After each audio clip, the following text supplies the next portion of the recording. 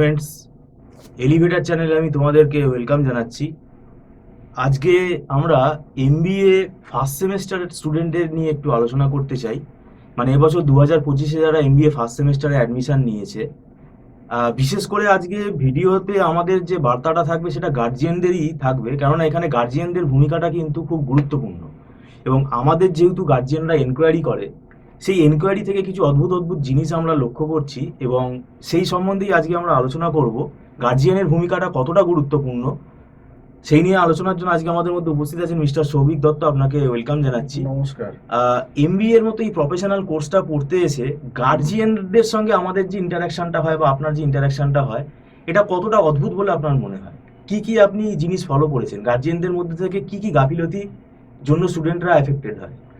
দেখুন, প্রথম কথা, একটা এখন লাখ টাকার প্রশ্ন, এমবিএতে টিউশন দরকার? মানে কলেজে ভর্তি সত্ত্বেও কি প্রাইভেট টিউশন দরকার কি দরকার নয়? এটা একটা প্রশ্ন লাখ টাকার হয়ে দাঁড়িয়েছে।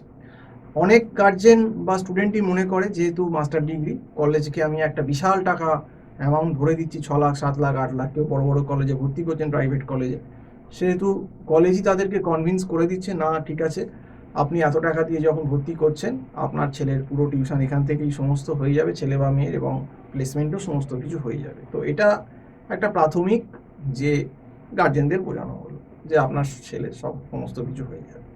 এবার প্রথম কথা হচ্ছে, দেখুন, এমবিএ যারা করতে আসছে তাদের তো অনেক রকম ব্যাকগ্রাউন্ড থেকে আসছে। শুধু ধরুন কেউ আর্টস থেকে আসছে, আর্টস থেকে মানে সে ইকোনমিক্স, স্ট্যাট, ম্যাথ, অ্যাকাউন্টস কিচ্ছু জানে না।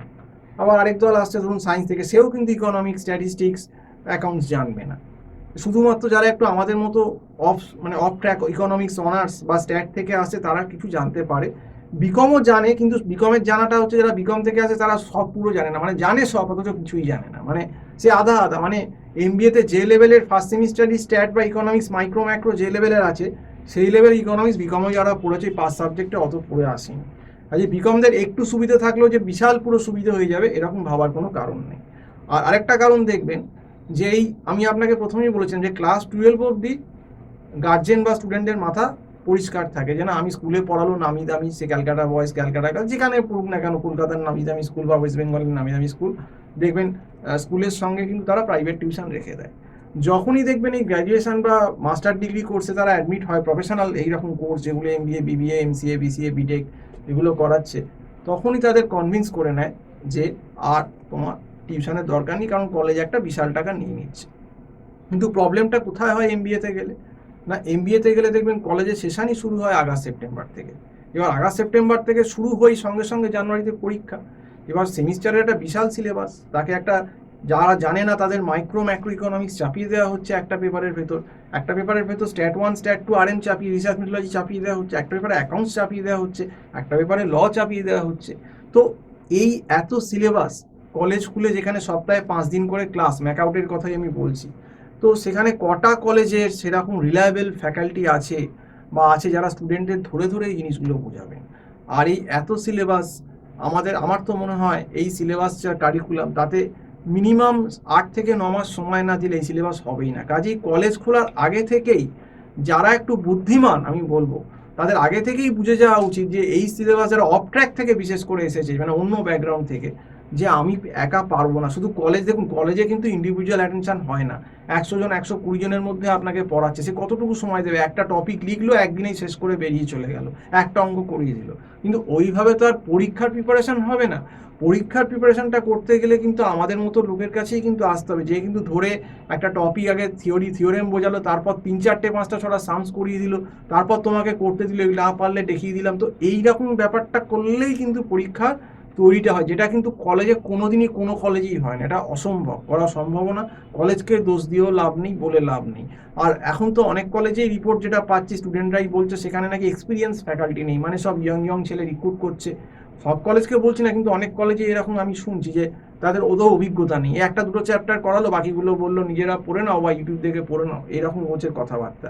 কিন্তু মুশকিলটা কি হয়, যখনই এই গার্জেন স্টুডেন্ট অ্যাডমিশন করাতে যায় কোনো এমবিএ কলেজে এরকম, তারা কিন্তু এই লামসাম টাকা নেওয়ার জন্য, তাদের ইনফ্রাস্ট্রাকচার, তাদের এসি ঘর এইসব দেখে তাদেরকে একটা খুব সুন্দর মোড়কে কাউন্সিলার মাথাটাকে ওয়াশ করে দেয়, সেই হীরক রাজার দেশের মতো মস্তিষ্ক প্রক্ষালন যন্ত্র। হ্যাঁ, আপনার ছেলে বা মেয়েকে এনেছেন, সব এখানে হয়ে যাবে, পড়া হয়ে যাবে, প্লেসমেন্ট হয়ে যাবে। আরে ওইভাবে হয় না। পড়া তো ওইভাবে হবে না। পড়া যদি তোমাকে গায়ে গতরে খেটে কেউ ধরে না পড়ায়, সে স্টুডেন্ট শিখতেই পারবে না। আর প্লেসমেন্ট, সে তো জানেই না, শিখলোই না, সে প্লেসমেন্ট পাবে কি করে? ইন্টারভিউতে সে কিছুই বলতে পারবে না, অথচ কলেজ বলছে 100% প্লেসমেন্ট। তো এইখানেই তো আসল গ্যারাকল। কাজেই যে স্টুডেন্ট বা স্টুডেন্টকে গার্জেনরা এত টাকা খরচা করে পড়াচ্ছে নিজেকে, দেখুন 6-7 লাখ টাকা কিন্তু এখনকার দিনে কম না। কাজেই যারা গ্যাটের পয়সা খরচা করে নিজের ছেলে মেয়েকে পড়াচ্ছেন, তাদেরকে আমি এটাই অ্যাডভাইস দেবো যে একটু বাস্তবতাটা ভাববেন, যে শুধু 6 লাখ টাকা দিয়ে আপনার ছেলে পার পেয়ে গেল না, দেখবেন হড়কে গেল, একদম সাপ্লি হয়ে গেল, মানে কেরিয়ারটাই বরবাদ হয়ে গেল। আপনার 6 লাখ টাকাটাও সেই খারাপভাবে নেবেন না, ডাস্টবিনে চলে গেল, আর আপনার ছেলের কেরিয়ারও ডাস্টবিনে চলে গেল, ছেলে বা মেয়ের কেরিয়ার।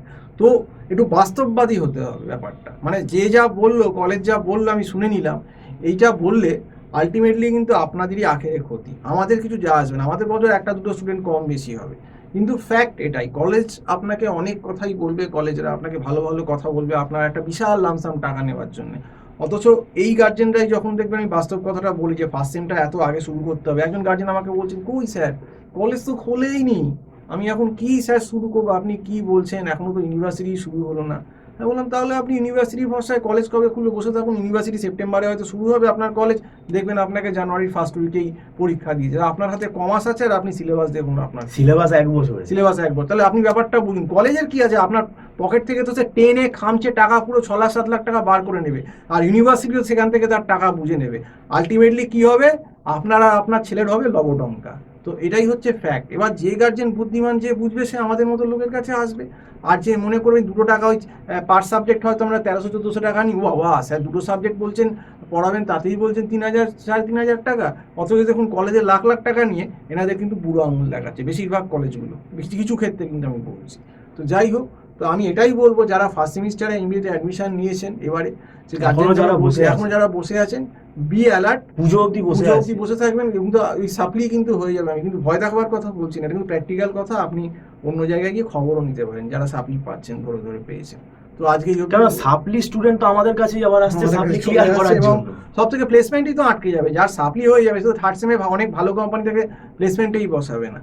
তো এই ব্যাপারটাই বললাম, যদি তাও মনে হয় যে অনলাইন ক্লাস করার দরকার আছে, আমার কাছে বলছি না, তাও অন্যের কাছেও আপনারা করাতে পারেন, আপনার যদি পার্সোনাল রেফারেন্স থাকে। আর যদি পার্সোনাল রেফারেন্স না থাকে, মনে হয় যে আমাদের কথার মধ্যে কোনো বিশ্বাসযোগ্যতা আছে, তাহলে আমার যে নাম্বারটা স্ক্রল করছে 9831044518, এই নাম্বারে আপনারা হোয়াটসঅ্যাপ করতে পারেন বা ফোন করতে পারেন আমাকে। তো আজকে এই অবধি বলেই শেষ করছি। সম্পূর্ণ ভিডিওটা দেখার জন্য অসংখ্য ধন্যবাদ। নমস্কার।